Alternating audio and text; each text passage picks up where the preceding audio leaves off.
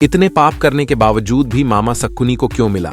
स्वर्ग जाने इस वीडियो के माध्यम से। नमस्कार दोस्तों, जय श्री कृष्णा, राधे राधे। स्वागत है आपका हमारे इस हे दीनानाथ 231 यूट्यूब चैनल पर। गांधार देश के राजा सुबल के 100 पुत्र और एक पुत्री थी।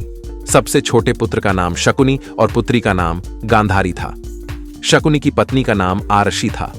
शकुनी के 3 पुत्र थे जिनके नाम उल्लूक, वृकासुर, विप्रचित्ति था।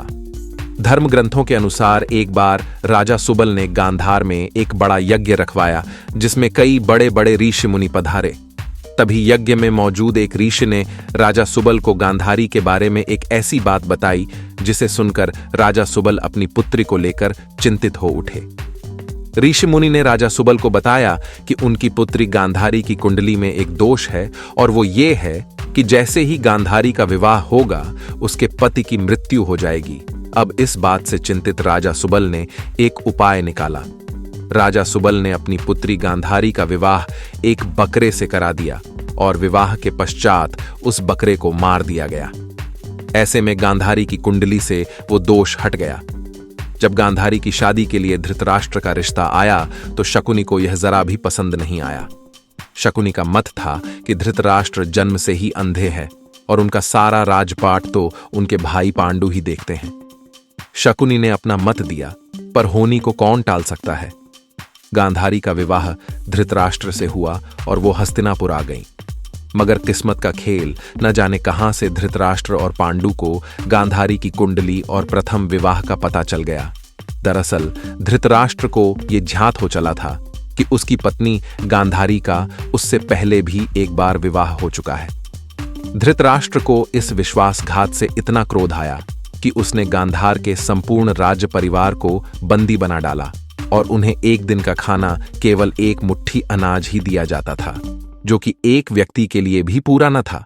हां, मगर उस एक मुट्ठी अनाज से किसी एक व्यक्ति की जान जरूर बच सकती थी। अब राजा सुबल ने यह तय किया कि जो एक दिन का अनाज आ रहा है उसे किसी एक व्यक्ति को ही खाने को दिया जाएगा ताकि उसके वंश से कोई एक तो जीवित बच सके। मगर वो इस अनाज को देने के लिए किसे चुने? इसके लिए राजा सुबल ने बंदी गृह में मौजूद उसके पूरे परिवार को एक कार्य सौंपा। राजा सुबल ने अपने परिवार को एक हड्डी दी और एक धागा दिया और एक एक कर सभी को बोला कि इस धागे को बिना छुए एक छोर से दूसरे छोर तक लेकर जाओ। इस कार्य में सभी विफल रहे, मगर शकुनी ने यह कर दिखाया। शकुनी के पिता ने मरने से पहले उससे कहा कि मेरे मरने के बाद मेरी हड्डियों से पासा बनाना। ये पासे हमेशा तुम्हारी आज्ञा मानेंगे। तुमको जुए में कोई हरा नहीं सकेगा। शकुनी ने अपने आंखों के सामने अपने भाइयों, पिता को मरते देखा था। शकुनी के मन में धृतराष्ट्र के प्रति गहरी बदले की भावना थी। बोलने और व्यवहार में चतुर शकुनी अपनी चालाकी से बाद में जेल से छूट गया और दुर्योधन का प्रिय मामा बन गया। आगे चलकर इन्हीं पासों का प्रयोग करके शकुनी ने अपने 100 भाइयों की मौत का बदला दुर्योधन और उसके 100 भाइयों के विनाश की भीषण योजना बनाकर लिया। बहुत से विद्वानों का मत है कि शकुनी के पासे तो असल में हाथी दांत के बने हुए थे, लेकिन शकुनी मायाजाल और सम्मोहन में महारथी था। जब पांसे फेंके जाते थे तो कई बार उनके निर्णय पांडवों के पक्ष में होते थे, लेकिन शकुनी की भ्रम विद्या से उन्हें लगता कि वो हार गए हैं। महाभारत का युद्ध 18 दिनों तक चला था। युद्ध के आखिरी 18वें दिन शकुनी मामा का वध हुआ था। सहदेव ने शकुनी का वध किया और उनके जुड़वा भाई नकुल ने शकुनी के पुत्र उल्लूक को मौत के घाट उतारा था। शुरू के 10 दिन भीष्म पितामह ने कौरवों की तरफ से युद्ध का नेतृत्व किया। भीष्म पितामह को अर्जुन ने शिखंडी की आड़ से मार गिराया। इसके बाद गुरु द्रोणाचार्य कौरवों के नायक बने। गुरु द्रोणाचार्य ने अगले 5 दिनों तक कमान संभाली।